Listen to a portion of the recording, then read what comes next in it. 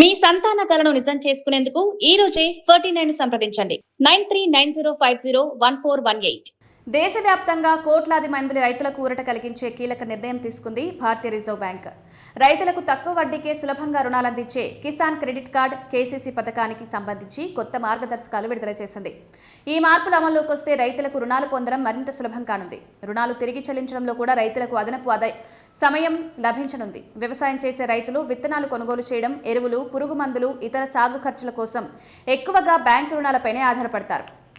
అలాంటి వారికి 1998లో కేంద్ర ప్రభుత్వం తీసుకొచ్చిన కిసాన్ క్రెడిట్ కార్డ్ పథకం ఎంతో ఉపయోగకరంగా మారింది. అదే పథకాన్ని మరింత రైతు అనుకూలంగా మార్చేందుకు రిజర్వ్ బ్యాంక్ కీలక మార్పులు చేసింది. ఈ కొత్త నిబంధనల ప్రకారం ప్రధాన లక్ష్యం రైతులకు సకాలంలో ఆర్థిక సహాయం అందించడం, రుణాల మంజూరు ప్రక్రియను సులభతరం చేయడం, బ్యాంకింగ్ సేవలను మరింత పారదర్శకంగా మార్చడం, రైతులపై తిరిగి చెల్లింపుల ఒత్తిడిని తగ్గించడం ఈ మార్పుల వెనుక ఉన్న ముఖ్య ఉద్దేశంగా ఆర్బీఐ వెల్లడించింది. అత్యంత ముఖ్యమైన మార్పు పంట కాలానికి సంబంధించిన నిర్వచనలు చోటు చేసుకుంది. ఇకపై స్వల్పకాలిక పంటలకు 12 నెలల కాలపరిమితి, దీర్ఘకాలిక పంటలకు 18 నెలల వ్యవధిని నిర్ణయించారు. అంటే రైతు విత్తనాలు వేసిన రోజు నుంచి పంట కోసి మార్కెట్లో విక్రయించి డబ్బులు చేతికి వచ్చే వరకు ఉన్న సమయాన్ని పంట కాలంగా పరిగణిస్తారు. దీనివల్ల రైతులకు పెద్ద ప్రయోజనం కలగనుంది.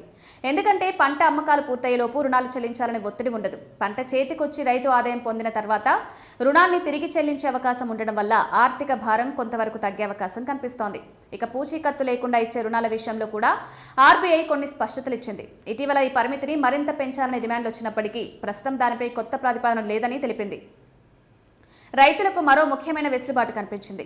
2 లక్షల వరకు వ్యవసాయ రుణాల కోసం రైతులు తమ ఇష్ట ప్రకారం బంగారం లేదా వెండిని తాకట్టు పెట్టినా దాన్ని పూచీకత్తు లేని రుణ నిబంధనల ఉల్లంఘనగా పరిగణించబోమని ఆర్బీఐ పేర్కొంది. దీంతో అవసరమైతే రైతులు స్వచ్ఛందంగా బంగారం ఆధారంగా రుణం పొందే అవకాశం కూడా ఉంటుంది.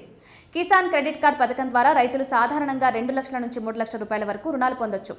ఈ రుణాలపై సాధారణ వడ్డీ రేటు 7%గా ఉంటుంది. సకాలంలో రుణం చెల్లించే రైతులకు కేంద్ర ప్రభుత్వం 3% వడ్డీ సబ్సిడీ అందిస్తోంది. దీంతో రైతులకు కేవలం 4% వడ్డీకే రుణం అందుబాటులోకి వస్తోంది. పాడి పరిశ్రమ, చేపల పెంపకం, కోళ్ల పెంపకం వంటి అనుబంధ వ్యవసాయ రంగాల్లో పనిచేసే వారికి కూడా ఈ పథకం ఎంతో ఉపయోగపడుతోంది. మొత్తానికి ఆర్బీఐ తీసుకొచ్చిన తాజా మార్పులు రైతులకు మరింత ప్రయోజనం చేకూర్చే అవకాశాలు కనిపిస్తున్నాయి. వచ్చే ఏడాది జనవరి నుంచి ఈ కొత్త నిబంధనలు అమల్లోకి రానుండడంతో దేశవ్యాప్తంగా ఉన్న అన్నదాతలకు ఇది నిజంగానే ఒక శుభవార్తగా మారింది.